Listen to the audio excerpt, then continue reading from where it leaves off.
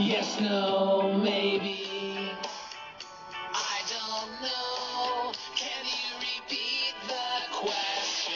You're not the boss of me now. You're not the boss of me now. You're not the boss of me now. And you're not so big. You're not the boss of me now. You're not the boss of me now. You're not the boss of me now. And you're not so big. Malcolm. Hola, hola chiquillos, buenos días. Espero que estén bien, espero que no tengan frío. Espero que ya hayan desayunado, que estén bien con sus clases. Y si no han desayunado, pues este es el momento. Van a checar la clase y mientras pueden ir desayunando. Entonces, chamacos, recuerden que hemos estado hablando de los casos, de caso 1, caso 2, caso 3. La última vez fue lo de que dan pena de cárcel a las personas que abandonan adultos mayores. Me encantaron por ahí las respuestas, pero ahí no quiero mencionar quién dijo, ¿se lo merecen? O sea, pues de alguna manera sí, porque es justicia, ¿no? Pero de otra manera también puedes entender que no es como tal venganza, sino justicia. O sea, sí se lo merece, pero existe un proceso y existen leyes que regulan el castigo, ¿no? Entonces, algunos podrían decir, no, pues yo en vez de darle 3 le doy 30. Pero hay que pensar en que existen leyes que regulan todo eso. Entonces, chamacos, vamos hoy con el último caso, que es el caso 4, que dice, usted ya puede ser objetor de conciencia pero no prestar servicio militar. Sí, lo de conciencia significa que va con la libertad de conciencia, que es una de las libertades que garantiza la Constitución de los Estados Unidos mexicanos. ¿Qué significa?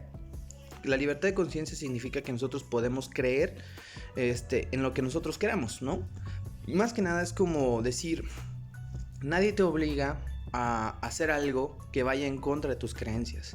Entonces, por ejemplo aquí, se supone que todos los hombres mayores de 18 años tienen que sacar su cartilla militar. Hay un proceso en el que tú eres elegido para prestar tu servicio militar. ¿Sí? Significa que tienes que estar apoyando, ya sea, me ha tocado ver a compañeros que los ponían a lavar, no sé, los carros de los soldados, los ponían a correr, los ponían a marchar, los ponían a apoyar en los desfiles. Y algunos de ellos pueden decir, es que no me gusta esto del servicio porque si pasa algo podrían llevarme y también tomarme como soldado, ¿no? Algo que no es muy probable, pero como tal, tú tienes que prestar tu servicio en la cuestión militar. Y aquí dice que dice que el Senado de la República aprobó este miércoles reformas al servicio militar obligatorio que incluyen el derecho a la objeción de conciencia y una reducción de 24 a 18 meses para cumplir este deber. Es decir, que antes el servicio militar era de 2 años, ahora va a ser de año y medio. Pero o sea, por 2 años tú tenías que estar prestando tu servicio militar. Y como tal, esta reforma significa que tardarás menos en dar tu servicio militar. O sea, de 2 años a año y medio está muy bien. Pero dice que para cumplir esto, como ya decía, hay muchas formas. Dependerá del lugar en el que vayas. Por ejemplo, si eres de Apatzingán, pues ahí está un cuartel. Aquí tenemos también uno. Y algunas veces el servicio militar lo das ahí dentro. O sea, les digo, he escuchado compañeros que los ponen a lavar los tanques o las camionetas y así. Pero pues dependerá de cada cosa. La cuestión es que dice... Seguimos con el texto, dice, de ahora en adelante, quien presente tal solicitud ante la Comisión Interdisciplinaria de Objeción de Conciencia tendrá que manifestar por escrito o en forma verbal su decisión y exponer sus razones éticas, religiosas o filosóficas que resultan incompatibles con el deber jurídico cuya exoneración se solicita. Exonerar es que te quiten del juego, o sea, que te quiten de responsabilidades de hacer el servicio militar. ¿Qué significa? Que tú puedes poner una objeción de conciencia, que significa que esto de dar el servicio militar va en contra de tus creencias tanto religiosas o éticas o filosóficas. Es decir, yo no puedo dar mi servicio militar porque mi religión me lo impide, mi religión me dice que todo lo relacionado a la violencia, a la guerra, vamos a predicar la paz y todo esto, o sea, dependiendo de la religión de cada quien, tú puedes poner tu objeción y se te considerará para que no hagas el servicio militar. Y les decía, si tu religión o tus creencias éticas o tus valores van en contra de eso, tú puedes poner tu objeción. No significa que te vayan a llevar a la guerra. Significa que todo lo relacionado a esto incluso te podría afectar de alguna manera. Ya saben que ahorita todo nos da ansiedad, todo nos da estrés. Entonces, para ellos, esta objeción tiene que ver con la conciencia. O sea, que tiene que haber una razón respecto a tus creencias religiosas, a tus valores éticos o a tus creencias filosóficas. Es decir, tú opinarías, para mí todo lo relacionado a la guerra me produce malestar.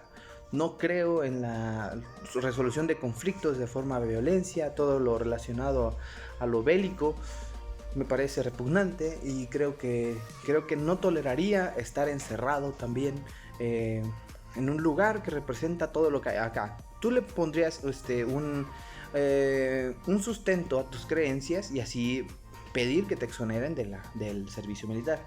Entonces, por esa parte, está muy bien. Porque hay personas que realmente les molestaría eso. Y como yo les decía, cuando haces el servicio militar, se hace como un sorteo. Creo que algo así me habían dicho, que ponían como una bolsa y tú metías la mano y sacabas unas bolitas. Dependiendo del color que sacaras, te salía si dabas ese servicio o no lo dabas. Entonces eso es muy, muy interesante. Luego dice, dicho ciudadano tendrá que aportar elementos de prueba o documentos que acrediten la sinceridad de sus convicciones por las que fundamenta su solicitud. Entonces él, si es una cuestión de religión, imagino que va a poner su boleta de nacimiento o su boleta de comunión, no lo sé. Algo que apruebe o que compruebe sus creencias. Entonces podría poner fotos, podría poner, no sé, evidencias de que realmente le molesta esto. Entonces, este último caso, que es el número 4, tiene sus preguntas. Dice, ¿qué opinan de la objeción de conciencia en caso de Colombia? ¿Colombia? Si no comprenden el concepto, revisen el cuadro que aparece en la siguiente página. A ver, así es. Colombia. No está. Estas páginas nos mintieron. Pero bien. Como tal, la libertad de conciencia en el caso de Colombia. Verán que aquí no hay nada de Colombia. No. No hay nada de Colombia. Porque esa pregunta entonces le vamos a poner, ¿qué opinan de la objeción de conciencia aquí en México? Luego, ¿en qué casos ustedes serían objetores de conciencia? Expliquen. O sea, ¿en qué situación tú dirías, yo no puedo hacer eso porque va en contra de mis valores y mis creencias?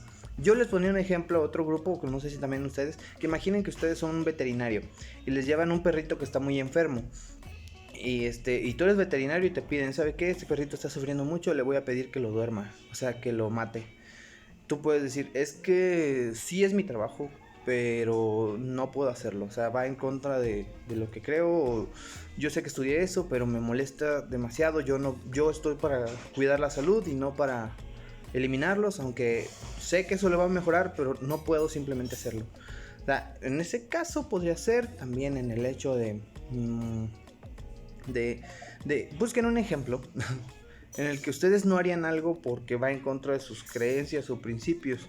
Y luego dice, ¿cómo se relaciona la objeción de conciencia con la libertad, la responsabilidad, la dignidad y los derechos humanos?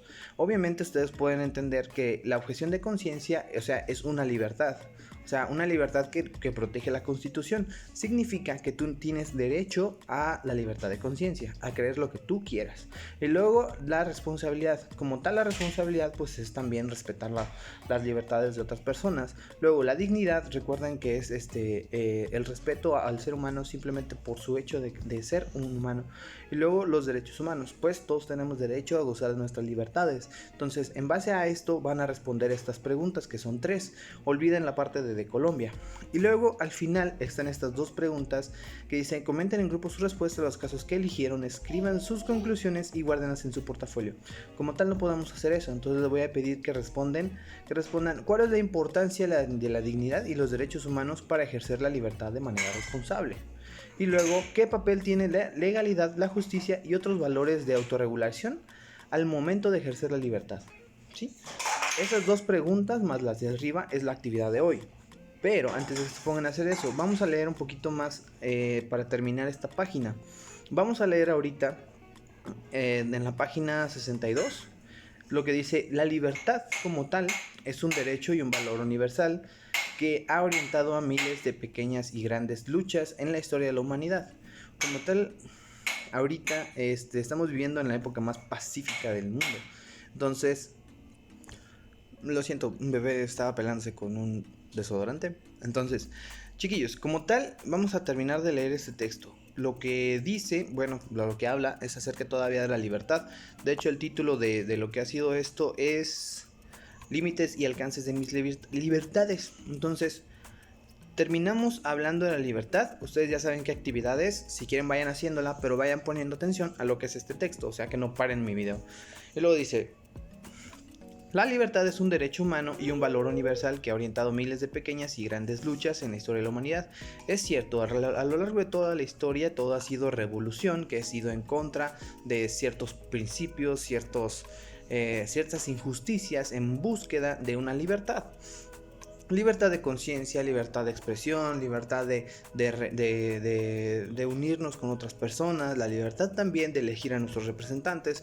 Entonces se podría decir que cada lucha que ha existido en la historia de la humanidad nos ha traído hasta ahora. Como ya les había mencionado, estamos viviendo en la época más pacífica de la historia de la humanidad, porque no hay guerras, no hay ¿cómo se dice? Bueno, sí hay ahorita una pandemia, ¿no? Pero como tal, una lucha o una confrontación no hay. Entonces, y no ha habido desde hace mucho tiempo. Estamos viviendo en la parte de la historia más tranquila. Y luego, desde el combate, en las luchas de la historia de la humanidad, desde el combate a la esclavitud hasta los más recientes movimientos sociales a favor de las libertades sexuales y reproductivas. Estamos viendo ahorita pues también muchísimos movimientos que están aprobando ciertas libertades un poco más específicas.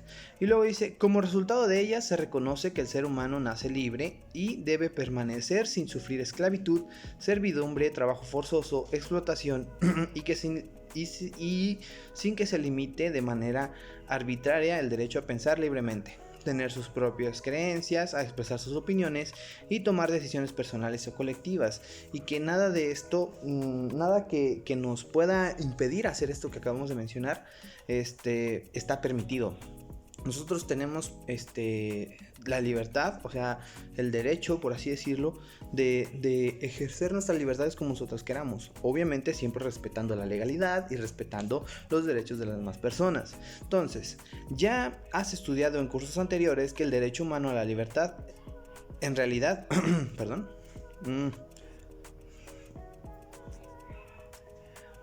la libertad en realidad es un conjunto de libertades. Como tal, el derecho, o sea, los derechos es un conjunto de libertades, pues ya les había dicho. Entonces, las más importantes son como 6: libertad de conciencia, libertad de expresión, libertad de reunión, libertad de culto. Dentro de estas libertades se puede entender que son derechos. Entonces, la conquista social de la libertad no termina nunca. La evolución de la conciencia, de la dignidad, el desarrollo científico y los cambios políticos y sociales impiden nuevas exigencias y desafíos para su ejercicio y defensa. Por ejemplo, ¿cómo proteger el derecho a la libre expresión en Internet sin poner en riesgo la privacidad, la seguridad nacional o la legalidad?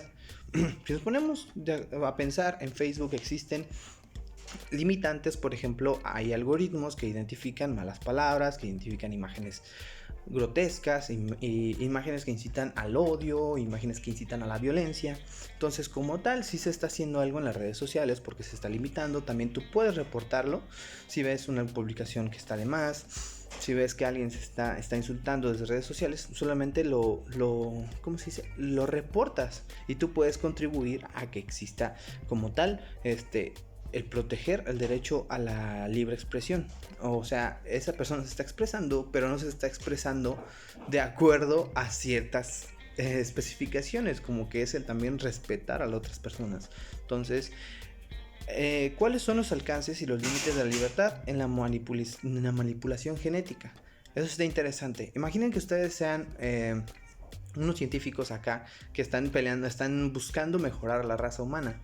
Y ustedes lo que van a decir es, pues me encantaría modificar algunos genes para que las personas no se enfermen. También modificar unas partes para que las personas sean más altas, para que las personas sean más inteligentes. Y todo eso estaría bien en pro de esto.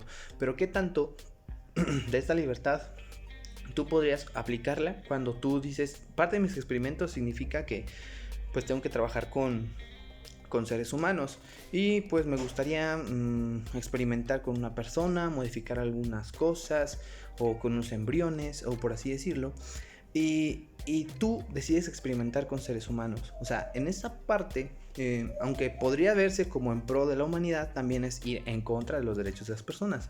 Habrá personas que van a decir yo participo, pero obviamente también es poner en riesgo su dignidad, porque también se vuelve como una rata de laboratorio, por así decirlo. Entonces hay muchas limitantes en esa parte, porque el modificar la genética humana significa que estás como que modificando toda la vida, ¿sí? De hecho, estaba viendo ¿cómo se dice?